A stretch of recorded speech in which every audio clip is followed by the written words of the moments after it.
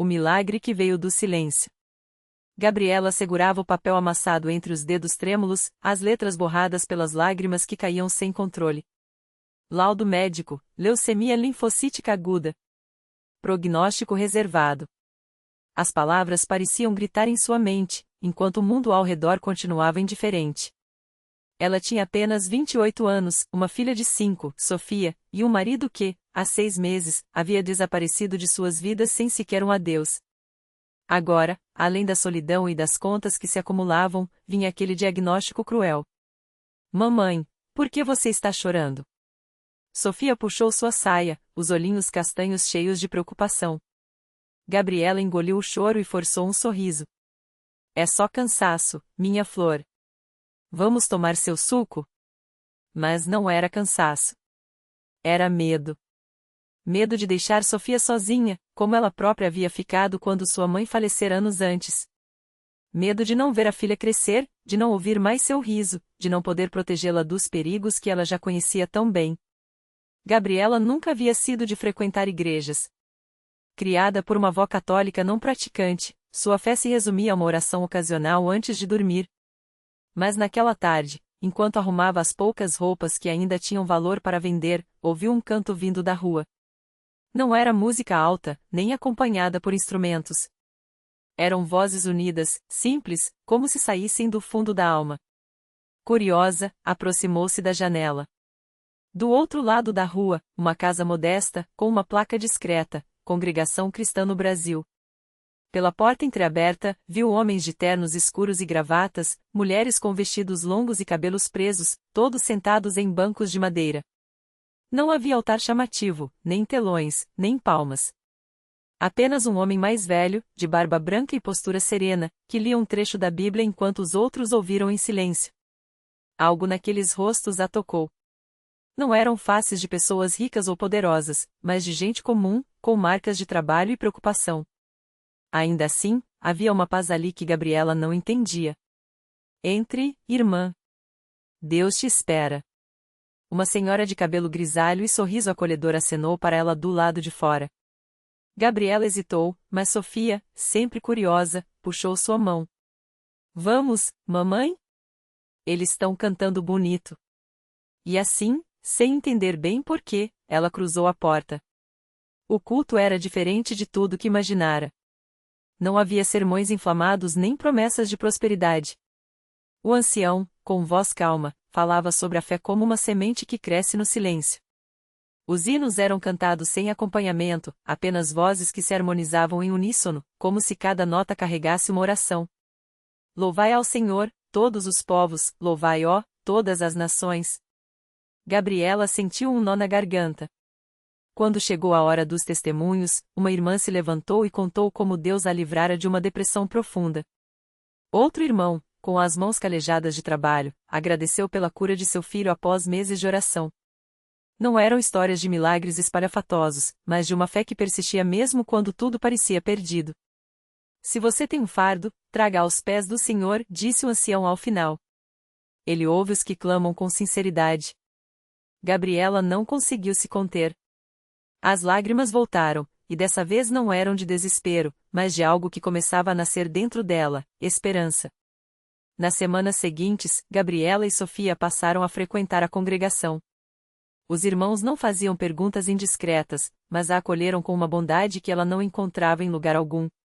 Uma irmã chamada Marta levou-lhe cestas de comida. Outro irmão, que era mecânico, consertou o carro velho de Gabriela sem cobrar. Ninguém falava em troco, apenas diziam: o Senhor proveu. Mas o maior presente foi a oração.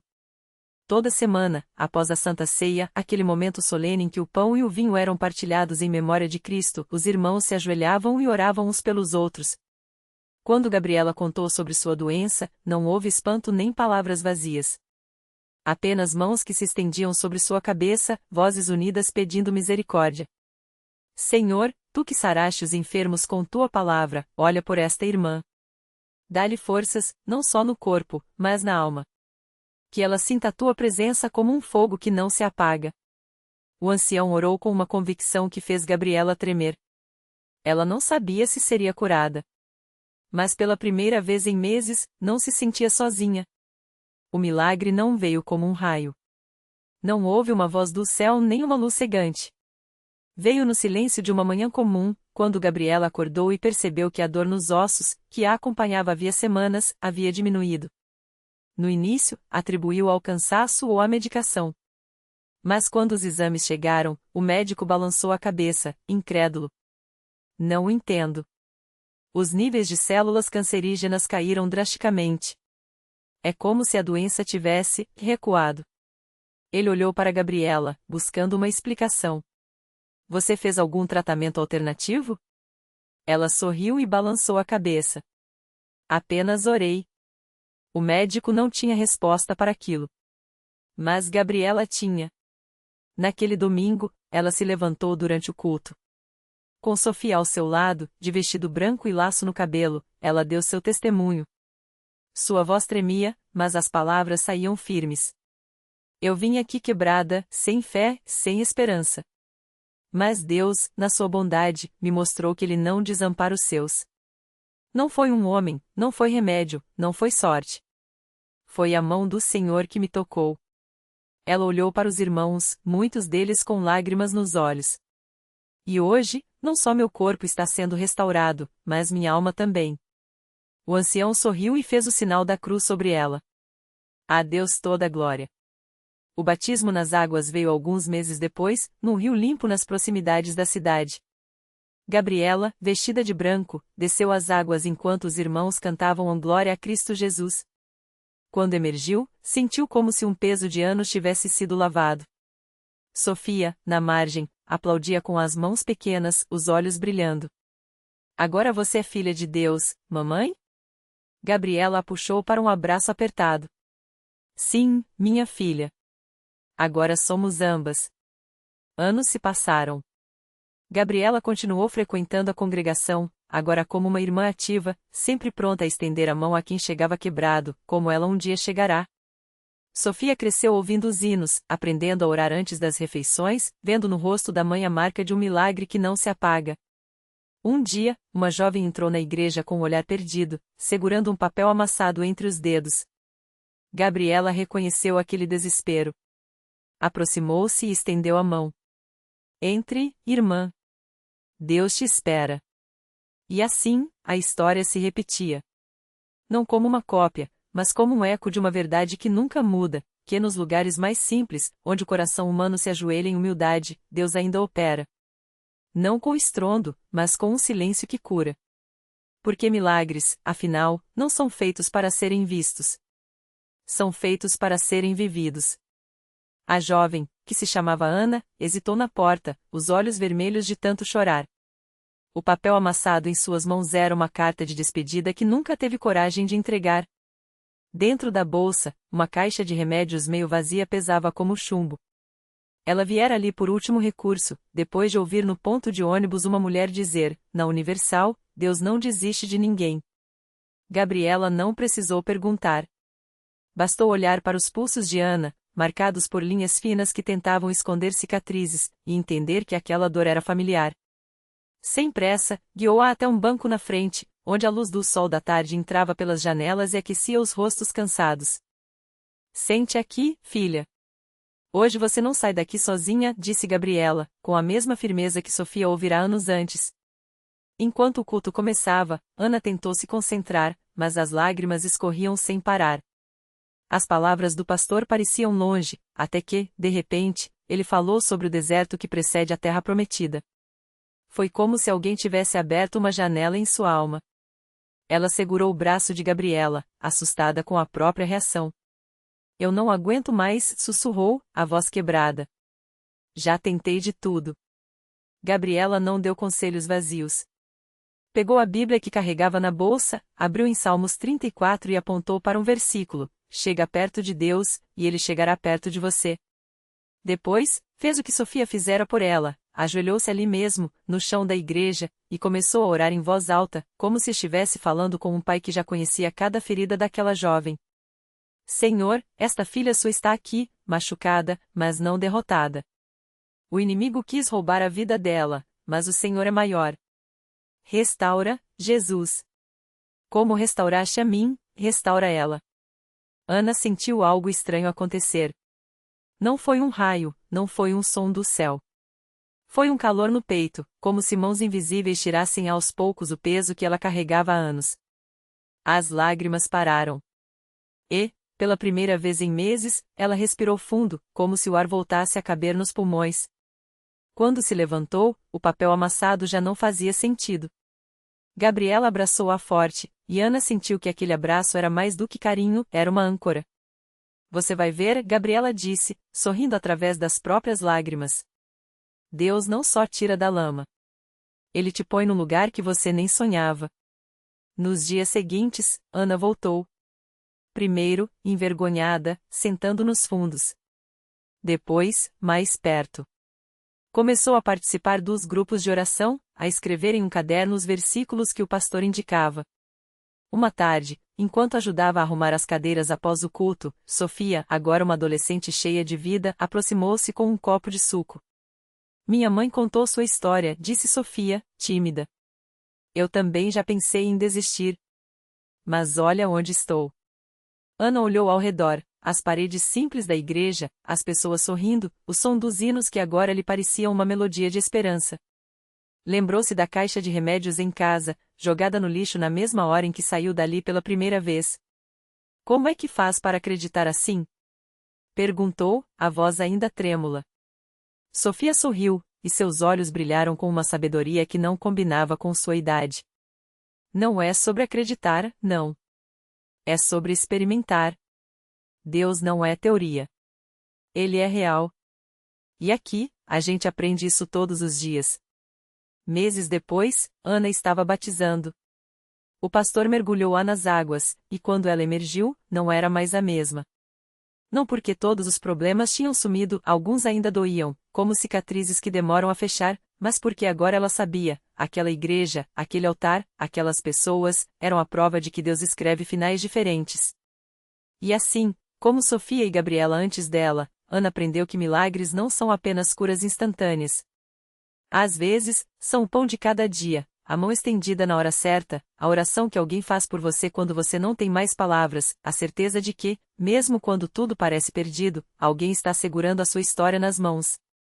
Porque na Universal, como em qualquer lugar onde a fé é viva, os milagres não param. Eles só mudam de endereço, passando de vida em vida, como uma chama que não se apaga.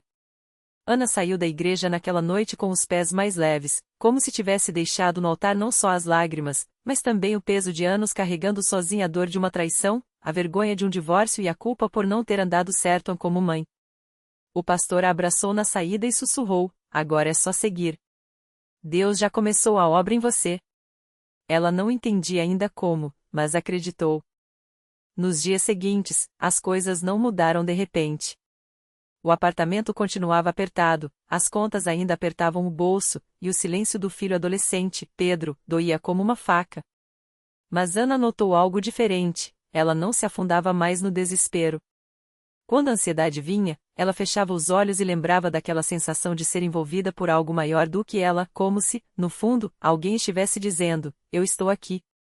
Foi então que o milagre começou a tomar forma nos pequenos detalhes. Uma manhã, enquanto arrumava a cama, Ana encontrou um papel dobrado debaixo do travesseiro de Pedro. Era um bilhete rabiscado à pressa: Mãe, desculpa por ter sido grossão. Não sei falar direito o que sinto, mas obrigado por não desistir de mim.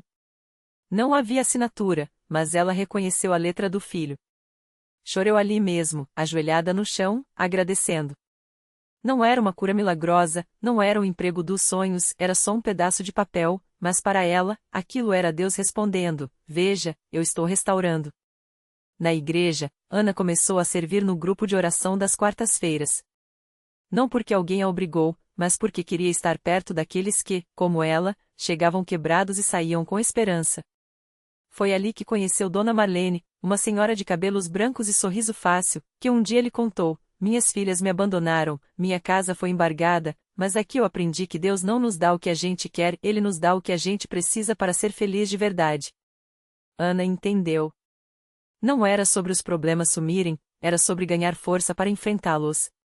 Até que veio o dia em que Pedro, depois de meses fechado no quarto, apareceu na porta da cozinha com uma notícia: Mãe, o pastor falou que tem um curso de informática na igreja para jovens. Eu quero ir. Ana quase caiu da cadeira. O filho que mal falava com ela agora queria ir à igreja? Ela abraçou ele sem dizer nada, mas no coração, gritava: Isso é você, Senhor!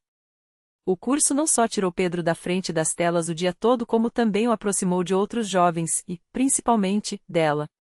Uma noite, enquanto ajudava a arrumar a sala para um culto, Pedro olhou para Ana e disse, pela primeira vez em anos: Você mudou, mãe. Não sei o que aconteceu, mas você tá mais leve. Ela sorriu e respondeu: Foi Deus, filho. Ele me encontrou bem no fundo do poço e me puxou para cima. E assim, sem alarde, o milagre de Ana foi se multiplicando. Ela conseguiu um trabalho como auxiliar administrativa numa padaria, nada glamuroso, mas suficiente para pagar as contas e ainda sobrar um pouco. Pedro começou a ajudar no ministério de jovens. E nas quartas-feiras, quando ela via Dona Marlene orando com as mãos erguidas, ou quando o pastor contava mais um testemunho de vitória no púlpito, Ana sentia uma certeza: aquela igreja não era só um lugar. Era um pedaço do céu na terra, onde Deus escolheu mostrar que, sim, Ele ainda faz milagres, mesmo que sejam de cada vez, no ritmo certo, na vida de quem não desiste de crer. Porque no final das contas, o maior milagre não era o problema resolvido, mas o coração transformado. E isso, ninguém podia negar: na Universal, corações como o de Ana renasciam todos os dias. Um ano depois daquela quarta-feira que mudou tudo, Ana entrou na Universal com um sorriso que já não cabia mais no rosto. Desta vez, não era só ela. Ao lado, Pedro segurava a mão de um menino de 5 anos, de olhos brilhantes e uma camisa com estampa de dinossauro. O pequeno Miguel tinha chegado na vida deles como mais um sinal de que Deus não só ouve, como age além do que a gente pede. A gravidez tinha sido uma surpresa. Ana e Pedro ainda estavam se ajustando à nova vida, e o medo veio primeiro: como vamos sustentar uma criança? O salário da padaria mal dá para nós dois. Mas na primeira reunião que foram depois da notícia, o pastor falou justamente sobre Abraão, que olhou para as estrelas quando Deus prometeu descendência. Quando Deus dá uma promessa, ele já providenciou o caminho, disse o homem de Deus, apontando para Ana como se soubesse do peso no coração dela. Naquela noite, ela chorou no altar, mas não de desespero, de gratidão antecipada. E Deus foi fiel, como sempre. Pouco antes de Miguel nascer, Pedro recebeu uma proposta para trabalhar como motorista em uma empresa de entregas, com salário quase dobrado.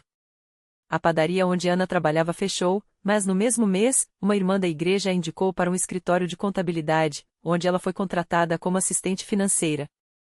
Sem experiência, sem curso, só com a minha fé e a indicação da irmã Maria, Ana contava a quem quisesse ouvir.